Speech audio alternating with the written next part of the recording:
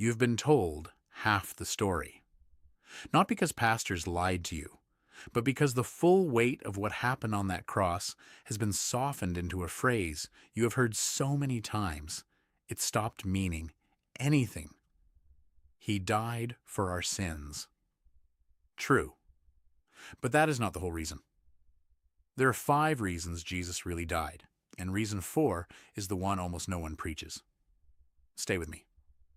Reason 1, he died to close a door that had been open since the garden. When Adam sinned, something broke. Not just a rule, a relationship.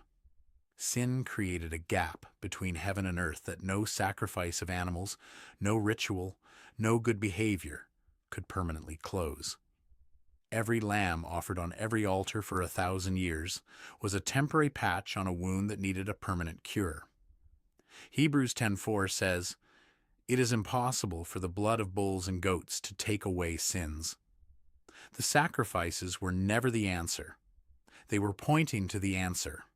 And on the cross, the pointing stopped. The fulfillment arrived. What priests repeated year after year, Jesus finished in a single afternoon. But that is not the deepest reason he went to that cross. Keep watching. Reason 2, he died to prove love is not just a feeling, it is a decision made in agony. Anyone can say, "I love you," when it costs nothing. Jesus said it while nails went through his hands.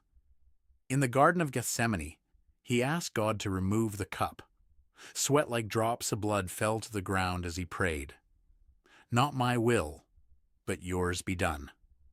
That is not the prayer of someone who wanted to die.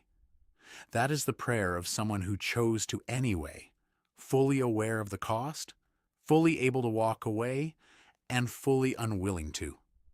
Romans 5:8 says, "God demonstrates his own love for us in this. While we were still sinners, Christ died for us." Not after we cleaned up, not after we deserved it. While we were still in the mess, still walking away, still failing. That is when love showed up. But the next reason is the one that changes how you see every accusation the enemy has ever whispered over your life. Reason 3, he died to cancel a debt you could never pay off. Think of it like a court record. Every sin, every failure, every secret shame, written down, itemized, standing against you as evidence. Colossians 2:14 says he canceled the record of debt that stood against us with its legal demands. He set it aside, nailing it to the cross. Not erased quietly in some back office of heaven. Nailed publicly for the whole spiritual realm to see. When Jesus said it is finished, he was not describing his life ending. He was declaring the debt paid in full. No balance remaining. No fine print. No hidden clause the enemy can drag back into a courtroom that closed 2,000 years ago.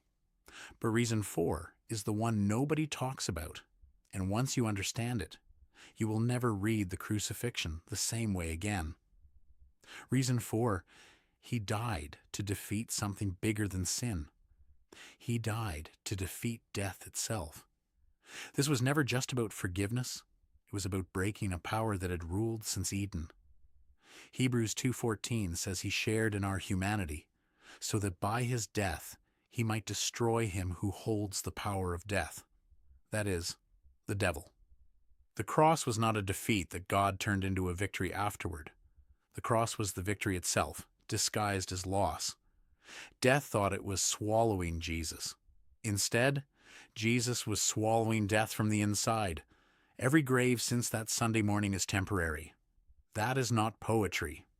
That is the actual claim of the resurrection. And it is why the early church did not whisper about the cross. They shouted about it. Reason 5, the most personal reason of all. He died so that you specifically would not have to face judgment alone. Not humanity in general, not a category.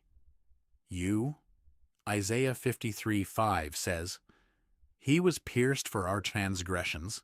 He was crushed for our iniquities. The punishment that brought us peace was on him." Singular. Personal. If you had been the only person who ever sinned in the entire history of the world, he still would have gone to that cross for you alone. That is how personal this was.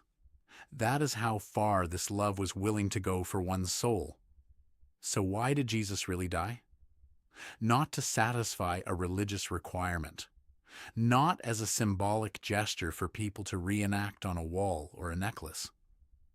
He died to close the gap sin created, to prove love beyond feeling, to cancel a debt with your name written on the page, to destroy the power of death itself, and to make sure you, personally, never have to stand before judgment without someone already standing in front of you. If you have ever wondered whether the cross was really about you, it was. Every single reason on this list has your name written into it, not humanity. You. Write in comments, "It was for me." Subscribe to Faith Info. God bless you.